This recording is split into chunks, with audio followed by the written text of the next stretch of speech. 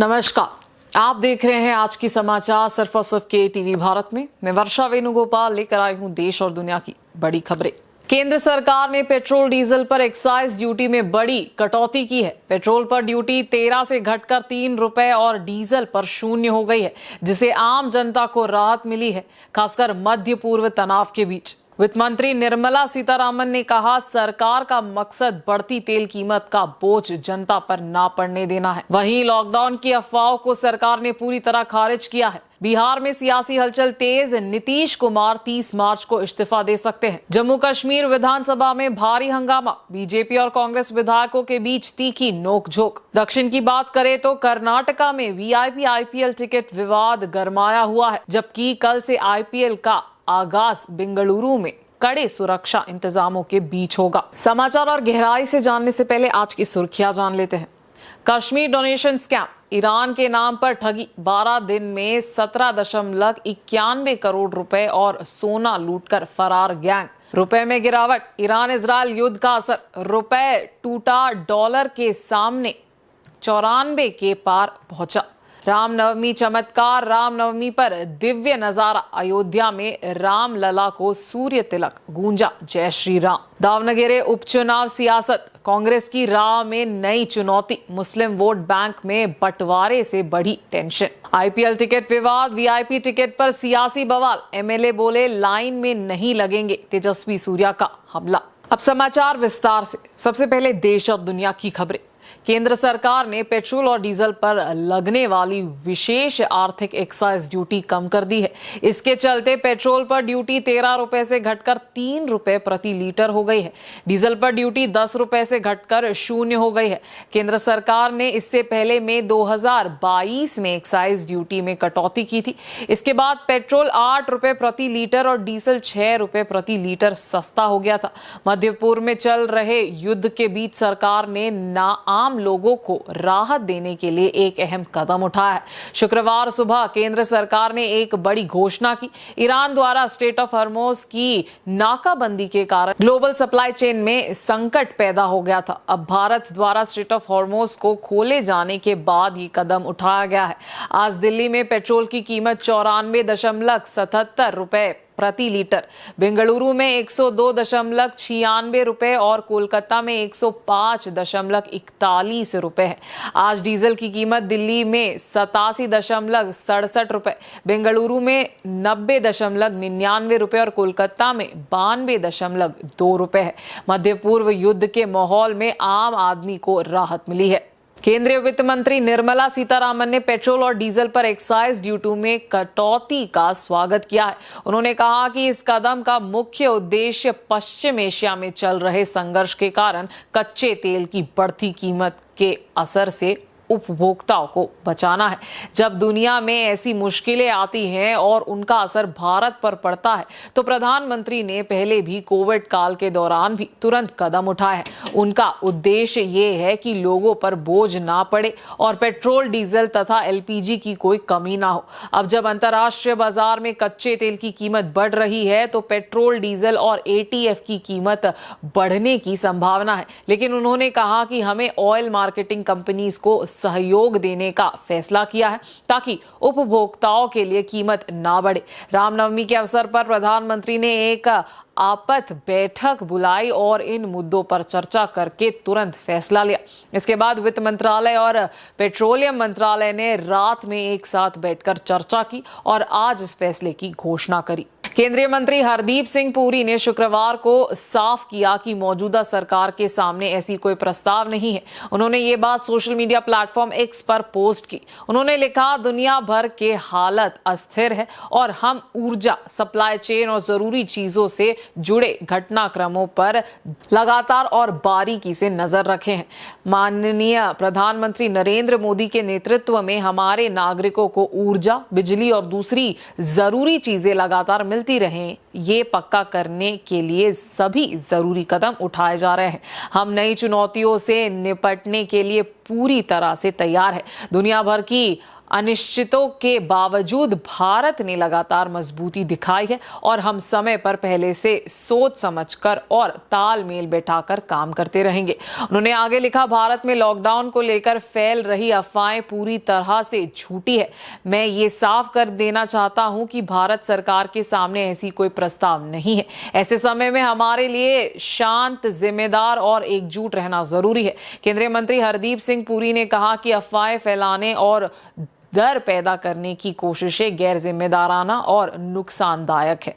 सूत्रों के अनुसार बिहार के मुख्यमंत्री नीतीश कुमार 30 मार्च को मुख्यमंत्री पद से इस्तीफा दे सकते हैं। कोई भी व्यक्ति एक ही समय में 2 सदनों का सदस्य नहीं हो सकता। 14 दिनों के भीतर एक सीट से इस्तीफा देना अनिवार्य होता है। नीतीश कुमार ने 16 मार्च को हुए राज्यसभा चुनाव में जीत हासिल की थी, इसीलिए अगले 3 से 4 दिनों में उनका इस्तीफा देना तय है।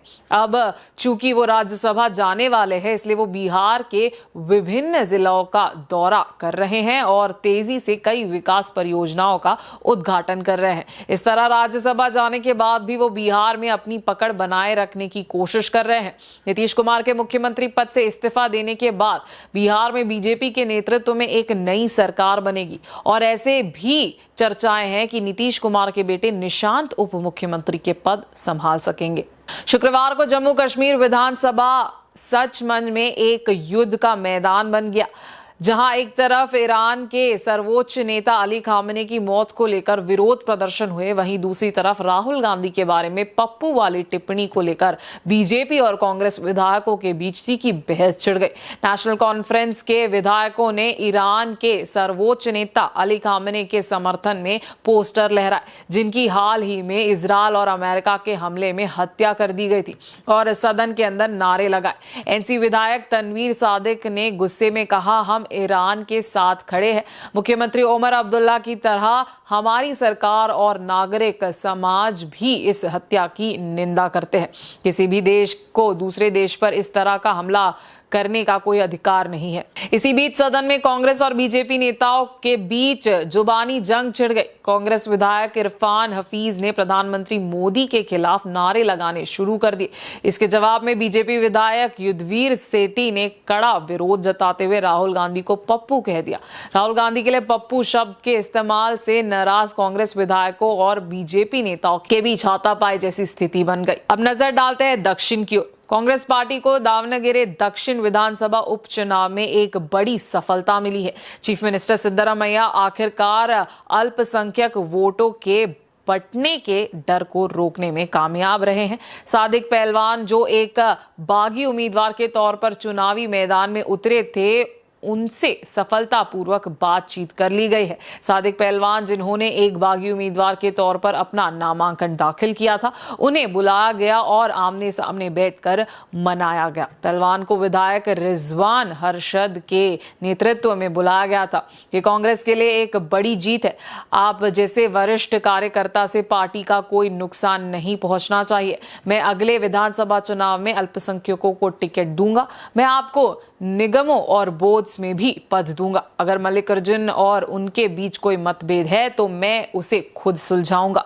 सीएम ने उनसे अनुरोध किया है कि वे चुनावी मैदान से हट जाए और समर्थ शामनूर को बिना किसी शर्त के समर्थन दे। चीफ मिनिस्टर के सीधे दाखिल की वजह से ये बातचीत सफल रही है। अब अगर सादिक पहलवान भी चुनावी मैदान से हट जाते हैं तो कांग्रेस उम्मीदवार समर्थ की जीत का रास्ता और भी आसान हो गया है। वीआईपी टिकट की मांग को लेकर बीजेपी और जेडीएस नेताओं ने सरकार पर निशाना साधा है। इस बीच कर्नाटका के उप मुख्यमंत्री डीके शिवकुमार ने विधायकों का बचाव करते हुए कहा है कि विधायक सरकार का हिस्सा है और उन्हें टिकट मांगने का अधिकार है। उन्होंने कहा कि वे इस मामले को व्यक्तिगत रूप से देखेंगे और केएससीए अध्यक्ष वेंकटेश प्रसाद से बात करेंगे। वहीं गृह मंत्री जी परमेश्वरा ने भी कहा कि विधायकों द्वारा टिकट मांगने में कुछ भी गलत नहीं है और इस पर अंतिम फैसला स्पीकर को लेना चाहिए। लेकिन इस मुद्दे पर विपक्ष और जनता में नाराजगी बढ़ती जा रही है। बीजेपी एमपी तेजस्वी सूर्या और जेडीएस नेता निखिल कुमारस्वामी ने इसे शर्मनाक बताया है। निखिल ने याद दिलाया कि आरसीबी के जश्न के दौरान हुई भगदड़ में 11 लोगों की जान गई थी और अब तक किसी को न्याय नहीं मिला। उन्होंने सवाल उठाया, क्या वीआईपी टिकट युवाओं की जान से ज्यादा जरूरी है?